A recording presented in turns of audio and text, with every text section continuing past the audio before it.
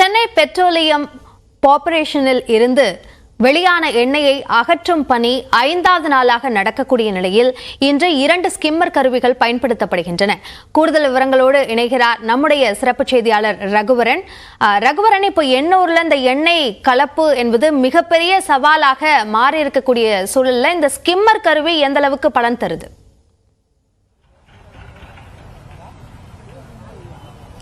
அபிநயா, இன்று 5வது நாளாக இந்த பணியானது தொடங்கி இருக்கிறது. ஏற்கனவே பல குற்றச்சாட்டுகள் இருந்தது மீனவர்களுக்கு பாதுகாப்பான உபகரணங்கள். ஏன்னா மீனவர்கள் தான் பெரும்பாலும் இந்த படகுகளில் பயன்படுத்தப்படுறாங்க எண்ணெயை எடுப்பதற்கு. அவங்களுக்கு முறையான பாதுகாப்பு உபகரணங்கள்லாம் கொடுக்கறது இல்லை அப்படின்னு சொல்லிட்டு பசுமை தீர்ப்பாயத்தில் நேற்று முறையிட்டு இருந்தாங்க. அதனால பாத்தீங்கன்னா இந்த அளவுக்கு கிளவுஸ் இப்போ கொடுக்கறாங்க. லேட்டக்ஸ் கிளவுஸ் தான் முன்னாடி கொடுத்துட்டு இருந்தாங்க, அது நிறைய கிழிஞ்சு போயிட்டு இருந்தது. அதனால இப்போ இந்த அளவுக்கு கிளவுஸ், அவங்களுக்கான கண்ணாடிகள், அதுக்கப்புறம் இல்லாம N95 மாஸ்க் கொடுக்குறாங்க, ஷூ எல்லாம் கொடுத்து பாதுகாப்பு உபகரணங்கள் மட்டும் இருக்கக்கூடிய பணியாளர்களை மட்டும்தான் பணி அமர்த்தணும் இன்னைக்கு அப்படின்னு முடிவு பண்ணியிருக்கிறாங்க. அது மட்டும் இல்லாமல் 60 படகுகள் தற்போது காலையிலிருந்து பணியில் ஈடுபட்டு இருக்கு. நீங்க பார்க்கல, நம்ம ஒளிப்பதிவாளர் விக்னேஷ் காட்டுவாங்க. இதுதான் ஸ்கிம்மர் கருவி. இந்த கருவி என்னன்னா கடல்ல மிதக்கக்கூடிய தன்மையுடையது.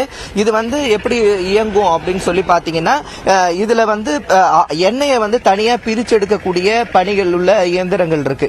இது எண்ணெயை தனியா பிரிச்செடுத்து இதுலயே டேங்க் வசதிகள் இருக்கு. எண்ணெய் தனி, வாட்டர் தனியா பிரிச்சு எடுத்து இதுல இருந்து தனித்தனியா டியூபுகள் மூலமா டேங்க்ல ஃபில்டர் பண்ணிக்கிறதுக்கு வசதியா இந்த ஸ்கிம்மர் கருவிகள் தற்போது கடல்ல ஏற்கனவே 2 பயன்படுத்திட்டு இருக்கக்கூடிய நிலையில 3வதா பயன்படுத்தப்பட்டு இருக்காங்க. நீங்க இப்போ தற்போது பார்க்கிறது பூமர்.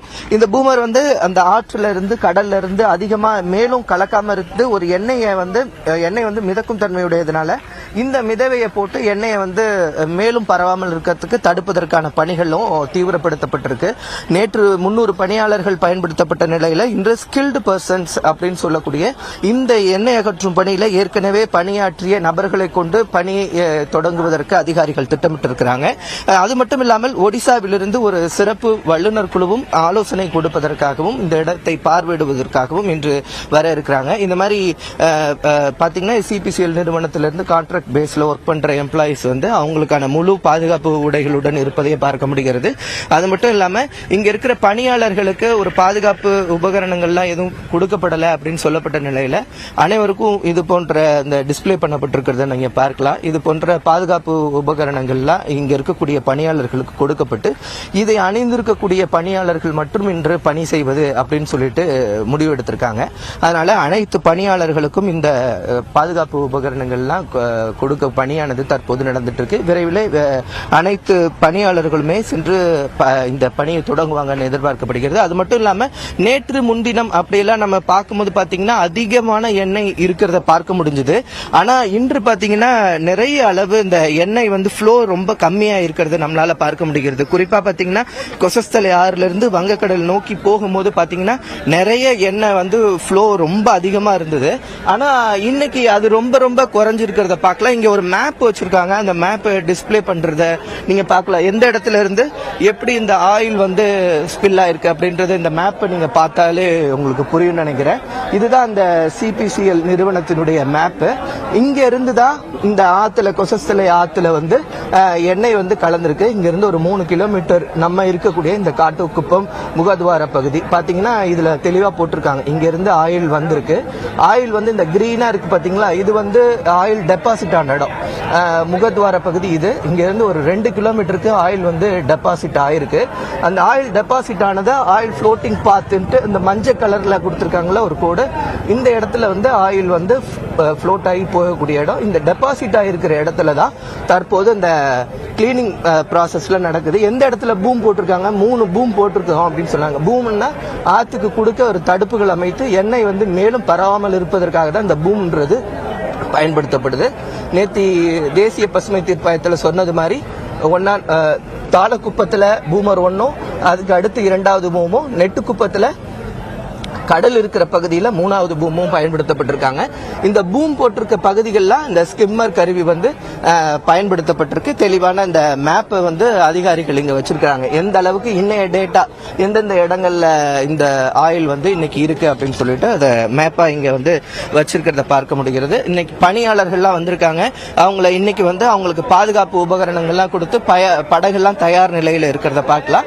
அந்த பாதுகாப்பு உபகரணங்கள் பயன்படுத்துபவர்கள் மட்டும்தான் இன்னைக்கு பணி அமர்த்தப்படும். ஏன்னா நேற்று நிறைய புகார்கள்லாம் எழுந்த நிலையில அதிகாரிகள் வந்து பாதுகாப்பு உபகரணங்கள் பயன்படுத்தும் நபர்களை மட்டும் உள்ள விடுவோம் அப்படின்னு சொல்லிட்டு இன்னைக்கு முடிவு பண்ணிருக்காங்க. அபிநயா, இந்த நேரலை மூலமாக அங்க சூழல் தற்போதைக்கு என்னவாக இருக்கிறது, அடுத்த கட்டமாக என்ன நடவடிக்கை எடுக்க போகிறார்கள், என்ன திட்டம் என்பது சார்ந்து தெளிவாக புரிதல் ஏற்படுகிறது.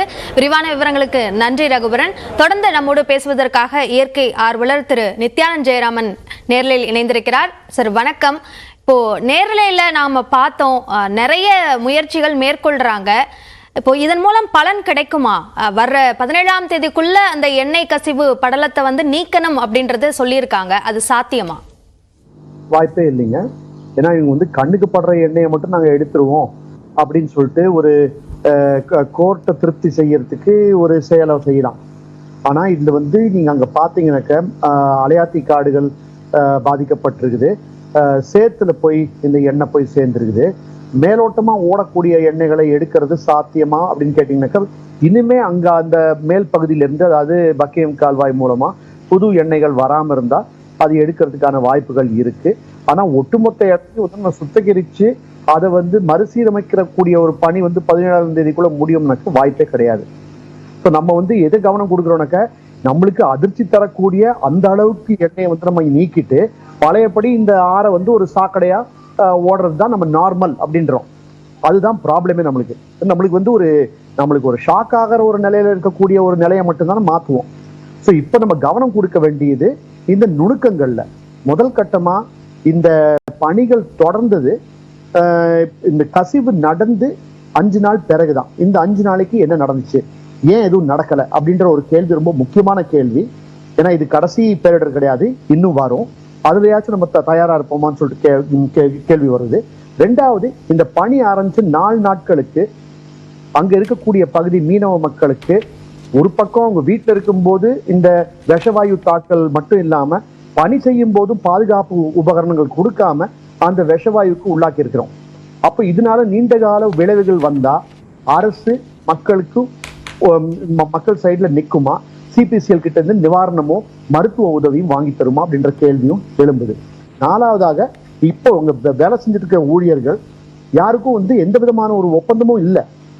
இவங்க இந்த இடத்துல இந்த நபர்கிட்ட வேலை செய்யறாங்க, இவங்களுக்கு ஊதியம் இவ்வளோ. ஏன்னா பேசப்பட்டது அவங்க கிட்ட 12,000 ரூபாய் ஒரு போட்டுக்கு. அதாவது மொத்தமா ஒரு போட்ல 4 பேர் இருக்காங்கனாக்கா அதை சேர்த்து 4,000 ரூபாய் போட்டுக்கும் 2,000 ரூபாய் ஒரு மீனவருக்கும் சொல்லிட்டு பேசப்பட்டிருக்கு. ஆனா எழுத்துப்பூர்வமா எதுவுமே கொடுக்கல. அதாவது இப்போ இது வரைக்கும் வேலை செஞ்சிருக்கிற 4 நாட்கள்ல எவ்வளவு மீனவர்கள் வேலை செஞ்சிருக்கிறாங்க, அதுக்கு என்ன அத்தாட்சி அப்படின்னு கேட்டோம்னாக்கா அது இல்லை. இது வந்து ஹைலி இர்ரெகுலர். ஸோ இது வந்து முறைப்படுத்தணும். இப்போ இது வந்து ஓரளவுக்கு பாதுகாப்பு வந்திருக்கு அப்படின்னு சொன்னீங்கன்னாக்கா இது வந்து பொதுமக்கள் எழுப்பியிருக்கக்கூடிய ஒரு விஷயத்த அணுகி அங்க வந்து நம்ம joint commissioner of police, secretary environment, இந்த மாதிரி நபர்கள் அதுல வந்து ஒரு பர்சனல் இன்ட்ரெஸ்ட் எடுத்து உடனடியாக எவ்வளவு சீக்கிரம் பண்ண முடியுமோ அதை பண்ணிக்கிட்டு இருக்காங்க. ஆனா இதுல 4 நாள் இவங்க வந்து விஷங்களுக்கு உள்ளாகி இருக்கிறாங்க. அது வந்து ஒரு தயார் நிலையில நம்ம இல்லைன்றதை எடுத்து காட்டுது. இப்போ மத்திய மாநில அரசுகளை உங்களுக்கான நிவாரணம் கொடுக்கறதுக்கு, கூடுதல் நிவாரணம் கொடுக்கறதுக்கு பரிசீலிச்சுட்டு இருக்கிறதா ஒரு தகவல் இருக்கு. இப்போ எந்த விஷயங்களை எல்லாம் அடிப்படையில் வைத்து இந்த காம்பன்சேஷனோட அறிவிப்பா அவங்க வெளியிடணும் அப்படின்னு நீங்க நினைக்கிறீங்க? இல்ல, முதல் கட்டமா இது வந்து நிவாரணம் அப்படிங்கிறது வந்து ஒரு ரிலீஃப். இது நிவாரணம் கிடையாது. ஒரு குற்றச்செயலுக்கு நஷ்டீடு வழங்கணும். நஷ்டீடு வந்து எந்த அளவுக்கு நஷ்டமாயிருக்குன்றத மதிப்பீட்டு நஷ்டீடு வழங்கணும். இது வந்து எறா குஞ்சு பொறிக்கக்கூடிய ஒரு நேரம். இப்பதான் அதிகமான ஒரு எறா உற்பத்தியும் எறா மீன் பிடிப்பும் அதிகமா இருக்கக்கூடிய, இந்த ஆத்துல அதிகமா இருக்கக்கூடிய ஒரு நேரம். அப்ப இங்க வந்து ஒரு நாள் மீன்பிடியில அதிர்ஷ்டப்பட்டவங்க 1 லட்சம் ரூபாய் கூட எடுத்துட்டாங்க. போன வருஷம் நவம்பர் மாசத்துல எடுத்திருக்கிறாங்க. அப்ப நீங்க நஷ்டஈடு மதிப்பீடுறது இதன் அடிப்படையில பண்ணும். 2வது, உங்க போட்டு, வலைகள், வீடு சேதமாயிருது. பொருளாதார ரீதியா மட்டும் இல்லாம உங்களோட உடல்நல பாதிக்கப்பட்டிருக்கு. அதுக்கு அது எந்த தலைப்புல வரும்? இது வந்து மீனவ மக்களுக்கு மட்டும். எர்ணாவூர் பகுதியில் எடுத்தீங்கன்னாக்கா ஆதி திராவிடர் காலனி மற்ற இடங்கள்ல அவங்களோட ஒட்டுமொத்த வீடும் காலி ஆயிருக்குது. அந்த வீட்டுல வந்து இருக்கக்கூடிய எண்ணெயை எடுத்தா கூட உள்ளுக்குள்ள இருக்கக்கூடிய நெடியில குழந்தைகளோ கர்ப்பிணி பெண்களோ இருந்தா, ஏன் சாதாரண மக்கள் இருந்தா கூட அது ரொம்ப டேஞ்சரான ஒரு நிலை. அதை சுத்தம் செய்யற ஒரு பொறுப்பு மட்டும் எடுத்தது இல்லாம இவங்களுக்கு இதனால இழந்த நாட்கள், வேலை நாட்கள், அதுக்கான கூலியும் ஒரு ஒரு பெனல்ட்டியா அவங்களுக்கு வந்து ஒரு தொகையும் வழங்கப்படணும். இந்த நஷ்ட ஈடாக அவர்களுக்கு அது வழங்கப்படணும், அது அவர்களுடைய துயர் துடைக்கக்கூடிய வகையில் இருக்கணும் அப்படின்ற விஷயத்தை வலியுறுத்திருக்கீங்க. இணைப்பில் வந்து எங்களுடைய கேள்விகளுக்கு பதிலளித்தமைக்கு நன்றி திரு நித்யானந்த் ஜெயராமன்.